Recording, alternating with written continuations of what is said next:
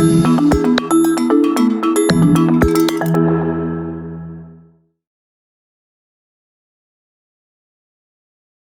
here with Keith Weed, the global CMO of Unilever. It's a brand with, it's a brand as a corporation, but you have many brands that you trade under.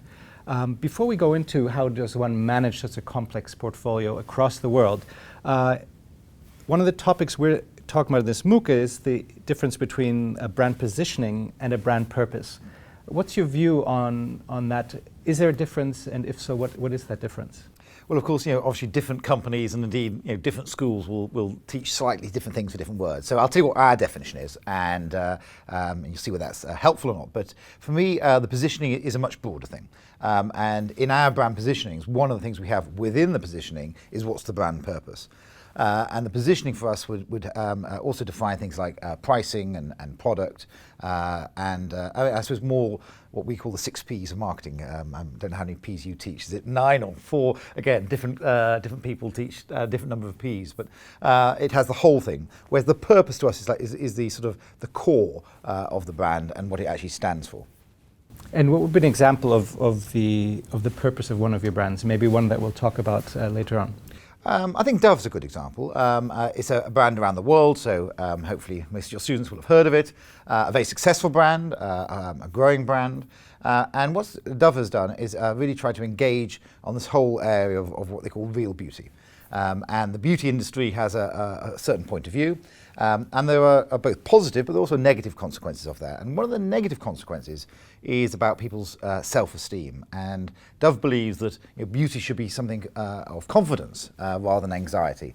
And so this whole area of building people's self-esteem and celebrating real beauty rather than someone's version of beauty is what Dove's about. And so its purpose is very much around self-esteem, and then it takes it through to then what it does. So for instance, it had an ambition to teach 15 million young girls about body consciousness and self-esteem and awareness, and it's now crossed that, and it's obviously now setting a higher objective.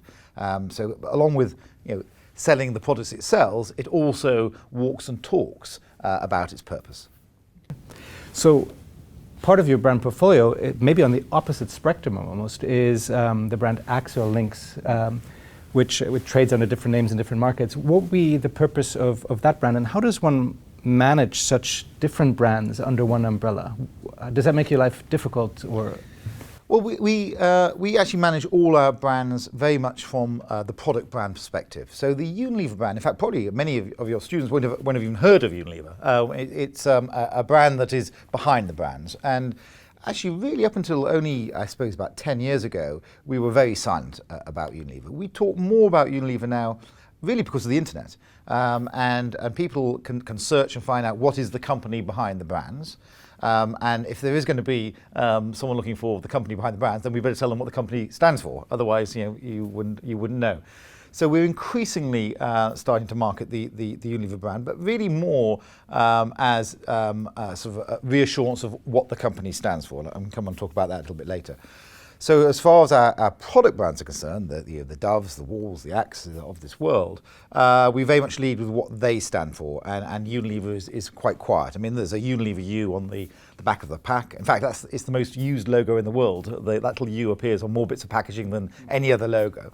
And in leading with the brands then, it's very much about targeting a particular need or a particular state of mind, and finding the best way to engage people in that.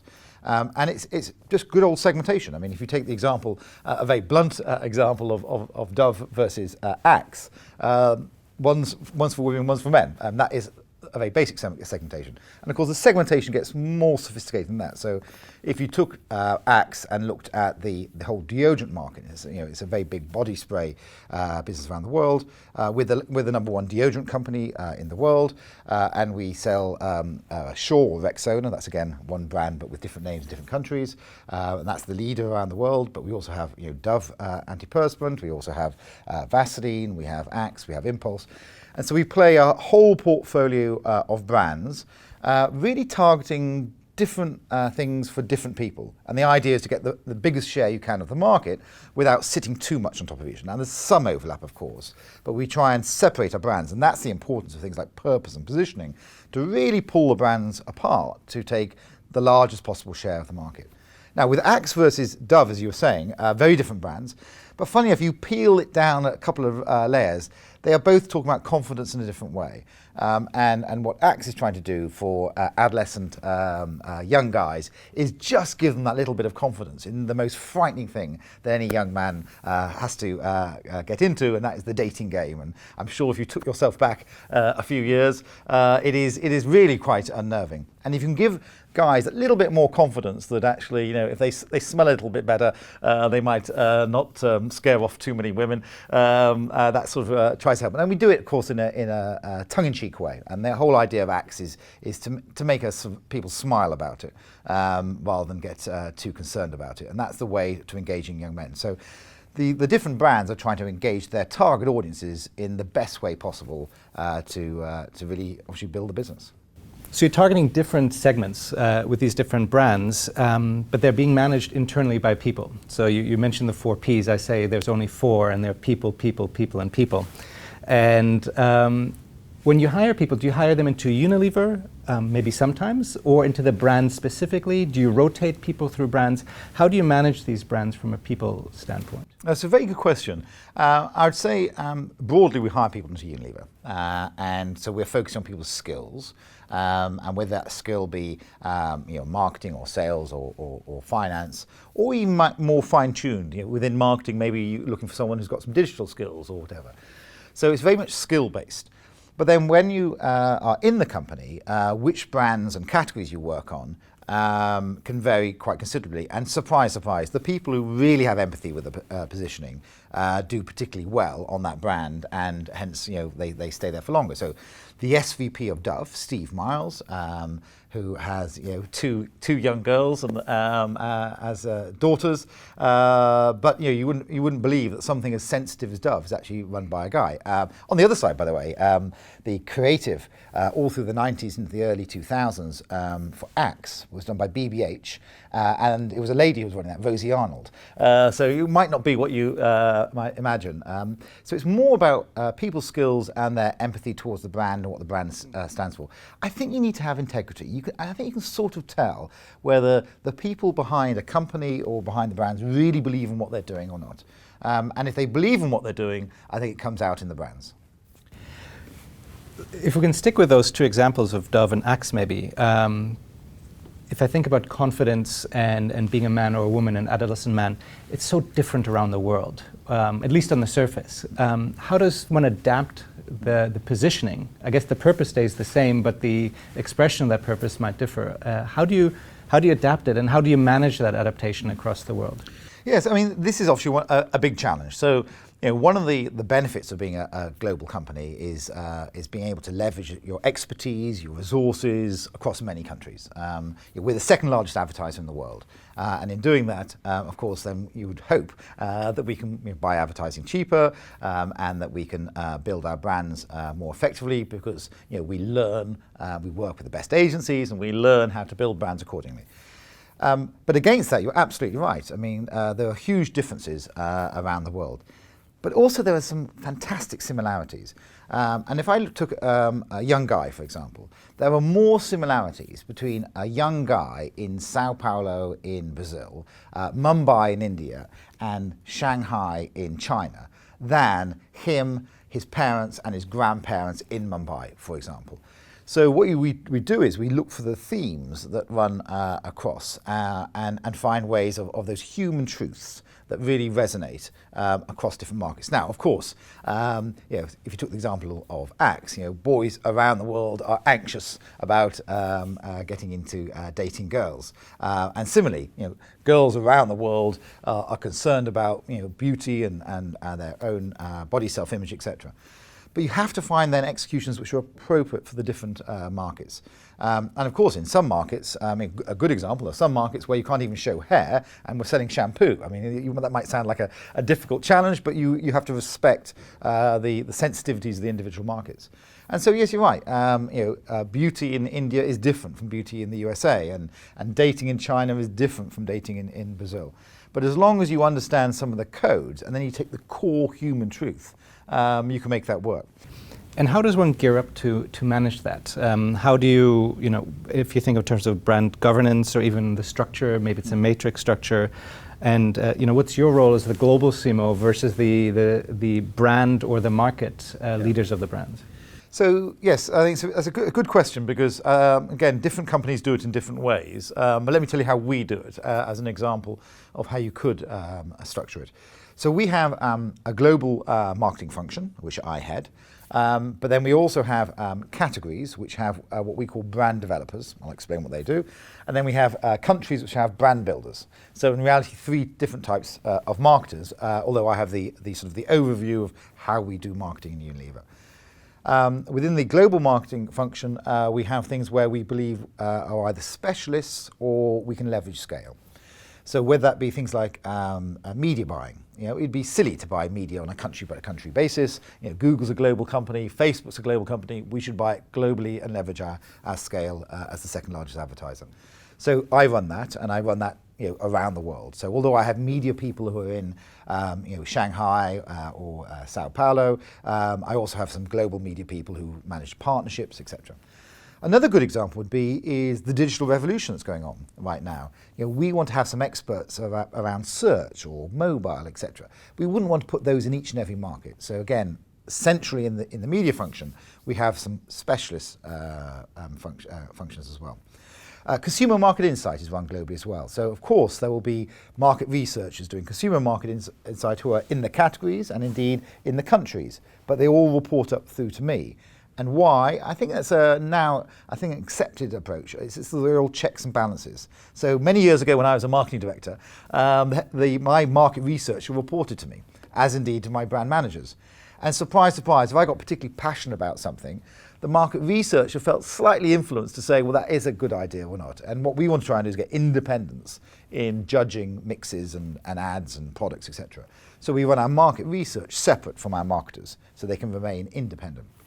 Artwork management, a global artwork system, so that's run by me.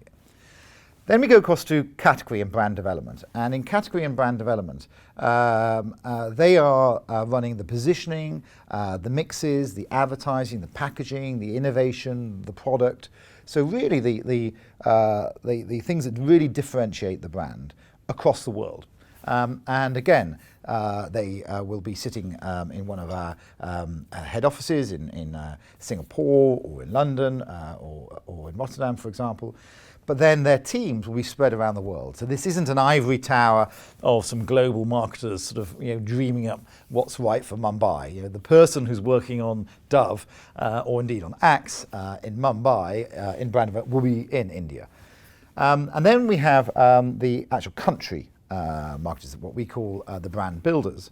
And they are really acting in real time, of the moment, developing the sort of ads I was saying about Shaw, for example, during a tube strike. The conversations, when you're having a conversation with a brand on Facebook, for instance, they will be replying and engaging with consumers. They will be doing sales promotions. They'll be engaging with our retail customers. They will be finding ways of really penetrating that local culture. And even sort of hyper localization, the difference between northern India and southern India. You wouldn't get that feel if you were trying to do something for a brand across the world. And in that way, then, with those 3 different types of marketing, we then bring together a cohesive approach. And that's why it's important to have standard approaches for brand positioning, for how we do advertising, etc. So maybe we'll end up with a question on Unilever. You said it's the most represented logo in the world on packaging. Some years ago, there was more. It gained more prominence, and I think also meaning when you redesign the logo to, and I believe it's vitality for life. To what degree is that expressed through the brands, and are there some examples you could share with us? Yeah, so I mean, Unilever actually has been a company with quite a history of purpose. I mean, really going back to Lord Leverhulme in the late 1800s, and he talked about he wanted to make cleanliness commonplace. Cleanliness commonplace. And this was before McKinsey and people like yourselves were talking about mission statements and things like that. You know, he actually set out and he saw a very dirty England and Europe with you can imagine the slums of Victorian England, and he wanted to bring the humble bar of soap to the world. And to this day, we're still the largest soap company in the world.